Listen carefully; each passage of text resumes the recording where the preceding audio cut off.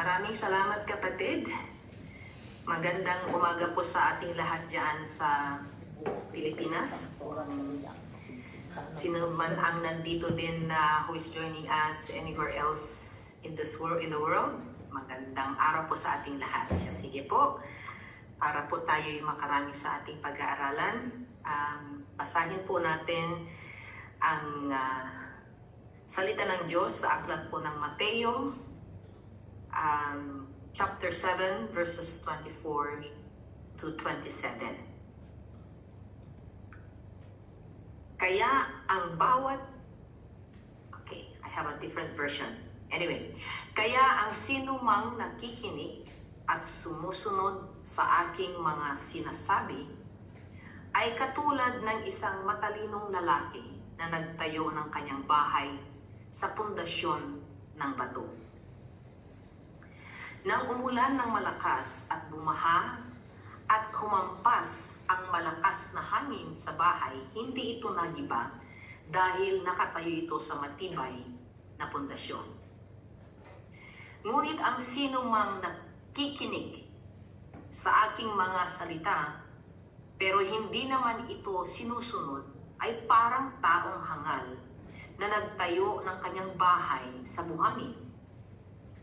Nang umulan ng malakas at bumaha at humampas ang malakas na hangin sa bahay, nagiba ito at lubusang nawasak. Praise the Lord for the reading of His Word. Muli po tayo, just a short prayer mga kapatid. Lord, we have just read your Word ngayong gabi. Salamat Panginoon sa maliwanag na ituturo mo sa amin, and I pray for everyone of the souls, Lord, na kasama namin ngayong gabi, ngayong araw na ito, Panginoon, na bigyan mo kami ng pagkakataon, bigyan mo kami ng puso na makakaunawa, O Lord, ng iyong salita. And we pray for the distractions, that we are not allowing any distraction to come upon, O Lord, in this short Bible study this day. We give you praise, Father, we give you glory in Jesus' name. Amen and amen. Sige po mga kapatid, sa ating pong binasa, ito po ay isang kwento, or ito ay isang parabulo ng ating Panginoong Jesucristo. Noong siya ay nandito sa ibabaw ng lupa, napakaraming mga katuruan actually ang itinuro po sa atin ng ating Panginoong Jesucristo, at karamihan ay gumagamit po siya ng ilustrasyon o kaya paglalarawan. Ito po ay tinatawag na parabulo. Ang isang parabulo ay mga kwentong makalupa o kwento dito sa ibabaw ng lupa na may makalangit na kahulugan.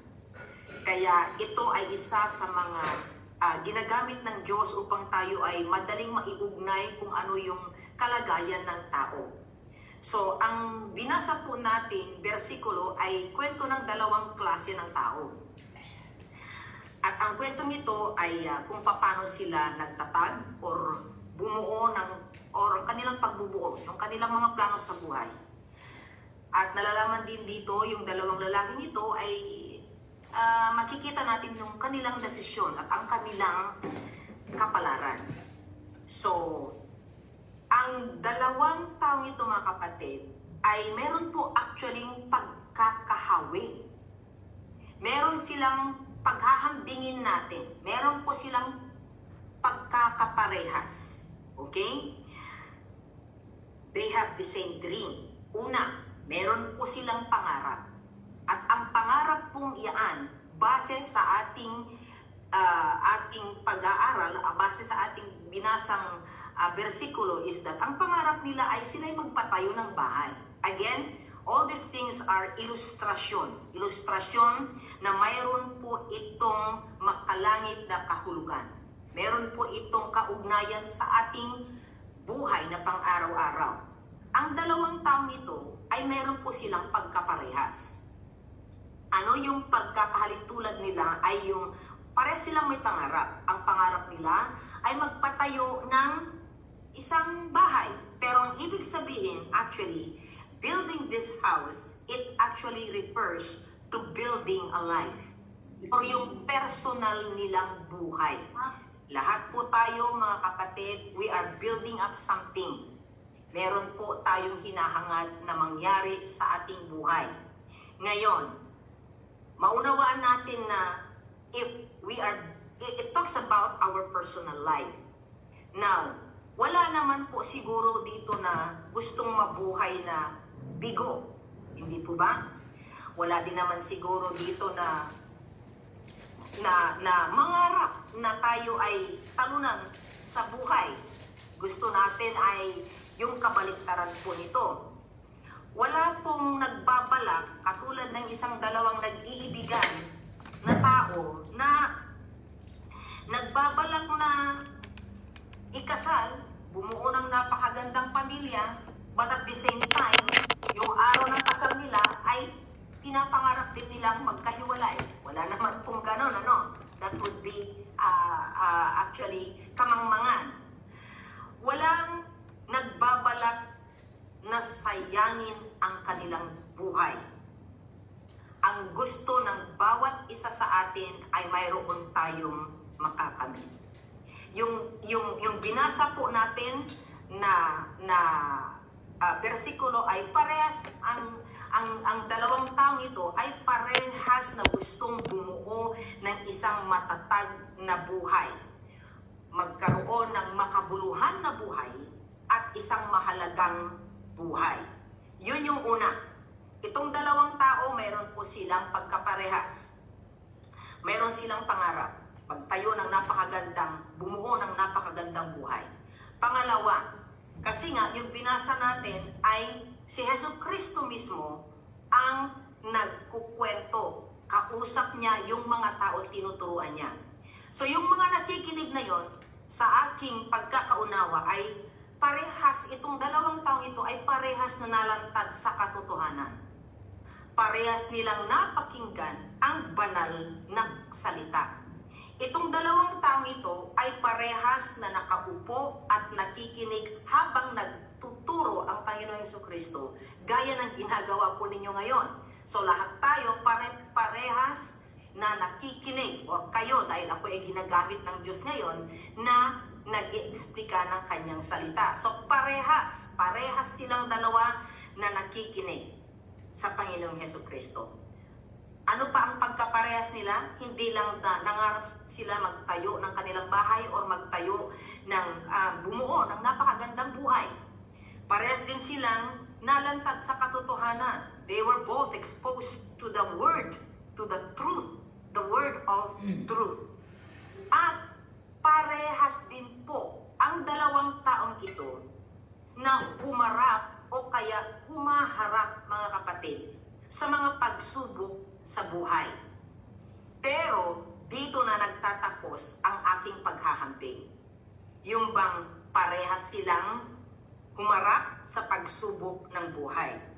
According to the scripture, or ayon sa banal na kasulatan, yung nabasa natin kanina, di ba? Sabi dito, umulan ng malakas, bumaha at binayo ng malakas ng hangin ng bahay na yon, ngunit hindi nagiba sapagkat ito ay nakatayo sa bato. Yung mga ulan ng malakas, bumaha, bumagyo, ito po ay kumakatawan sa problema ng tao, yung pagkikibaka ng tao, yung mga hamon at mga kahirapan at mga pagsubok na dumarating sa buhay ng isang tao. Alalahanin natin, mga kapatid, ayon in the book of John, chapter 16, verse 33. I will just quickly read. Life will be surely tested. Ang buhay natin, mga kapatid, ay tiyak na masusubukan. It will be impossible na hindi masusubukan ang buhay ng isang tao. So it's already taken. It's already accepted, or it is already, kumbaga, it's already taken. Yun na yun. Hindi pwedeng walang pagsubok ang tao kasi ito'y nasasaan. Ang buhay natin ay tiyak na masusubukan. Meron bang tao na hindi nasusubukan? Imposible yun, mga kapatid. ito'y nagpapatunay lamang na ang salita ng Diyos ay totoo. Mayaman ka man, mahirap ka man, maganda ka man, hindi ka man masyado kagandahan, masusubukan at masusubukan pa rin. And that can be found in John chapter 16, verse 33. Okay? Now, daranas kayo ng paghihirap dito sa mundo, pero magpakatatag kayo dahil nagtagumpay na ako laban sa kapangyarihan ng mundo. This is just actually Jesus speaking that the reality of life, that we will all experience trials, testings, and different kinds of, hardship in life. Sabi ko kanina, mayroong tatlong bagay na parehas nitong dalawang klaseng taong to na nagbubuo ng buhay. Ano yung una, mga kapatid? Both of them have the same dream. They have to build a house. Gusto nilang magkaroon ng bumuo ng buhay, personal life. Pangalawa, parehas naman po sila na nalantad sa katotohanan, yung salita ng Diyos, kasi they were sitting at the feet of Jesus. They listened to the Word of God.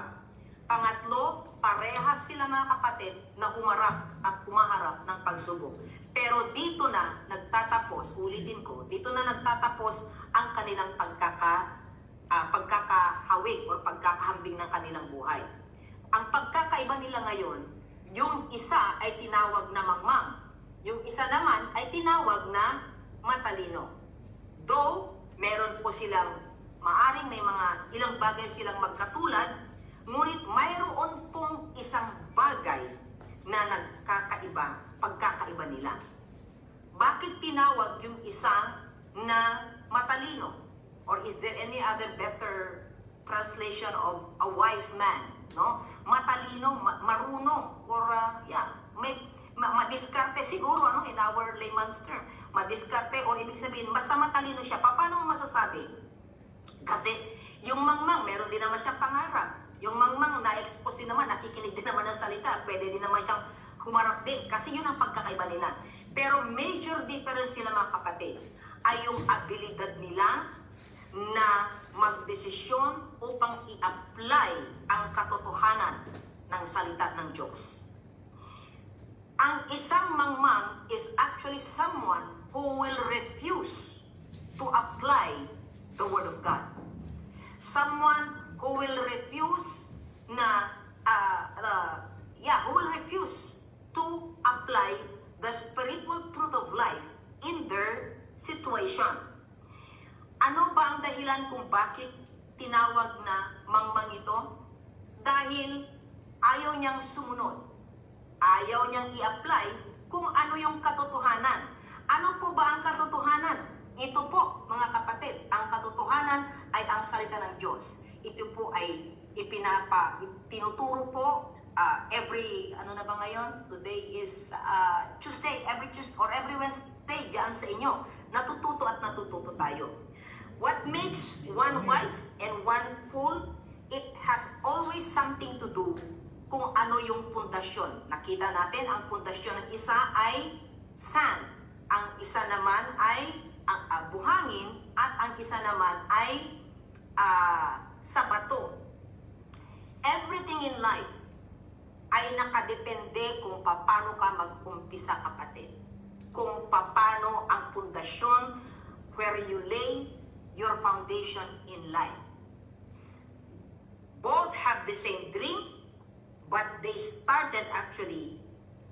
did not start at the same place. Kung siguro man, mga kapatid, sa buhay ng isang tao ay hindi tayo nag-umpisa, saan ba dapat mag-umpisa ang tao? Noong tayo po ay nagkaroon na, mga kapatid, ng tamang pag-iisip, tayo ay tinuturuan din magsimba, tinuturuan po tayo ng ating mga magulang. We actually know about God. We know about how to fear the Lord, kung paano tayo rumispeto, kung paano tayo matakot sa Diyos. Pero ang tanong, mga kapatid, saan ba nakapundasyon ang pananampalataya ng isang tao? This actually will make a person either hangal or isang matuwid o isang matalinong tao. At sana po, mga kapatid, in the past, hindi siguro naging hangal yung pangapagdedesisyon natin because we don't have the ability wala tayong naririnig noon na mga magagandang katuruan ng buhay. Pero ngayon, patuloy na God is continually speaking to each and every one of us. Basically, ano nga ba ang tinuturo ng bersikulong ito, mga kapatid? Jesus is the only one na matatag na pundasyon sa buhay natin. If you have Jesus, even if just like yung nangyari doon sa mangmang na he built his life in the buhangin. Kumbaga, ano nga ba ang buhangin? Something that is so easy. Something that it is no effort needed. Kumbaga, the sand is something that is walang sakripisyo. Kumbaga, like, it's easy lang.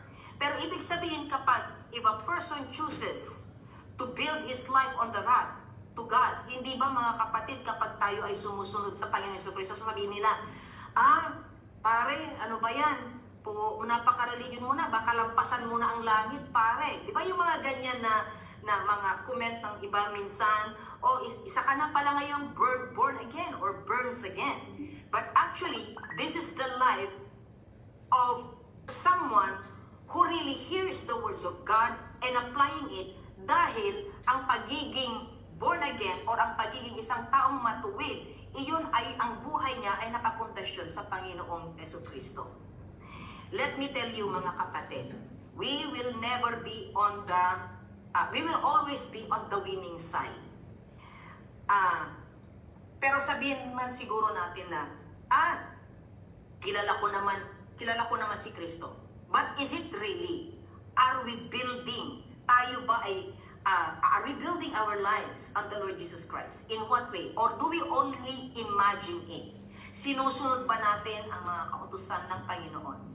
Now, I would like us to see on, I only have a few minutes left, John chapter 1 verse 12. Actually, this is the reality, mga kapatid. Ngunit ang lahat ng tumanggap at sumanampalataya sa Kanya ay binigyan niya ng karapatang maging anak ng Diyos. Can we just do it in English? Siguro naman naunawaan natin ang English. I would like to emphasize something in here. How am I going to build my life on Jesus Christ? Yet to all who did receive Him, and to those who believed in His name, He gave them the right to become children of God. Many of us, we are, in the Philippines, basically, it is a Christian, if it is 95% Christian community, everybody believes Jesus Christ as God. Everybody believes na ang Panginoon Jesucristo ang tagapagligtas. Everybody, most believes. But mayroon po itong pagkakaiba, mga kapatid. If you believe, kapag pinaniwalaan mo lang ang Panginoon Jesucristo, it will not be enough. Di ba lahat naman tayo naniniwala tayo na siya ang tagapagligtas? But there is something actually missing there. We need to actually receive Him. Because there are so many people that just believe God, but not until ito pala yung formula. I am going to build my life on the Lord Jesus Christ. Gusto kong bumuo ng matatag na buhay, gusto kong magkaroon ng isang buhay, then build that life on the Lord Jesus Christ. Because everyone, lahat po tayo ay dadanas ng maraming pagsubok. So which one will you choose? Even though sometimes may kahirapan, masusubukan ka kasi kaparte na yan ng buhay. But choose the better path, mga kapatid. I am going to build my life on Jesus Christ. From this time on, hindi na lang na naniniwala ako, but tatanggapin ko, because what the bonus is, we will become children of God only if we receive Him in our hearts. Tanggapin natin sa ating mga puso. Now, you might say, tinanggap naman namin, kaya nga nandito kami nag-join ng Bible study. Our lives is not just we live today and then tomorrow we die. We still keep on breathing. We still keep on living. Ito mga kapatid, I am just so blessed to share it to you because ina-experience din natin ito. Ang buhay ng isang tao, dalawang komposisyon yan, if that's the right thing that I can say. We have a natural life. earthly life. But we cannot deny the fact na meron din po tayong spiritual life. And this spiritual life actually is bound to eternity. Itong spiritual life na to, it is bound sa buhay na walang hanggan. Ang buhay na walang hanggan ay meron pong dalawa ding patutunguhan. Now, while we are still living here in this physical body, doing all things of our earthly life, hindi po natin ito pwedeng paghiwalayin ang spiritual. I am building my life on the Lord Jesus Christ. I'm still here, living here on earth, doing normal life. Sa mga, dyan, you're waiting sa mga statuses ninyo sa inyong mga kaso, or maybe this message is not only for sa ating mga mahal na mga PDLs, but for every officers, for every one of us. Hindi talaga natin ito pwedeng paghiwalayin. So kung anuman at anuman ang ginagawa natin mga kapatid, always remember that is your earthly life or your secular life will always have connection with your spiritual life. Okay? Hindi po natin ito pwedeng paghiwalayin. At saka, yun nga, our earthly life are bound to it's temporary. Temporary lamang po ito. So kung ano man po yung mga ginagawa nyo na nagiging regular, this is actually like you are building it up. Yung bang patuloy ninyong binubuo at pinapaganda ang inyong mga bahay. Your houses actually represents the way you live your life. Is it possible that even if you are behind bars, can you still build a better life? Yes. If our right foundation, our foundation is the one who can save you right now in your situation, and it can save you to have a better life in eternity. At iyan lamang po mga kapatid sa ating ang ating paniniwala, ang ating pananampalataya sa ating Panginoong Hesukristo. Sana po huwag kayong magsawa. Kahit na minsan tayo po ay napipilitan, meron po tayong mga other agendas, meron po tayong mga gustong gawin pag mga ganitong oras. Hindi masasayang mga kapatid. Dahil even in this way, you are actually building your lives on the Lord Jesus Christ by just mere listening to the Word of God. And I hope na kung meron din kayong pagkakataon na kahit na siguro hindi every Wednesday, siguro naman ay pwede po kayong magbasa ng inyong mga Biblia. That is how to build. Ganito po tayo dapat bumuo. I will keep on building a good life, matatag na buhay through the Word of God, through listening to the Word of God. Because, sabi ko nga, lastly, yung sa John 1:12, yeah, we can be called children of God, but at the same time, it is not just by merely na maunawaan natin na naniniwala ako na si Kristo ay Diyos. But not until we fully receive Him, we fully bring Jesus into our hearts, in our daily activities, kung ano man ang mga ginagawa ninyo mga kapatid sa loob ng pitan, napakaganda na isama pa din natin ang Diyos, isali natin ang Diyos, dahil hindi pwede natin itong paghiwalayin sa ating mga normal activities. Okay? Sa lahat ng mga pagkakataon, na hindi naman kami pastor, napaka-religyoso naman. Hindi po ganon mga kapatid. It is actually, it is an encouragement para sa atin lahat na patuloy natin na isama ang Diyos sa ating mga plano, sa ating mga ginagawa pang araw-araw. That is actually how to build a better life in the Lord Jesus Christ. Amen? Maraming salamat po. I think I extended a little bit, but sana po itong kahit na maikli na ating pinag-aralan ay nakapagbigay ng kaliwanagan at kagaanan ng inyong mga puso at ang inyong mga kalagayan sa buhay. Maraming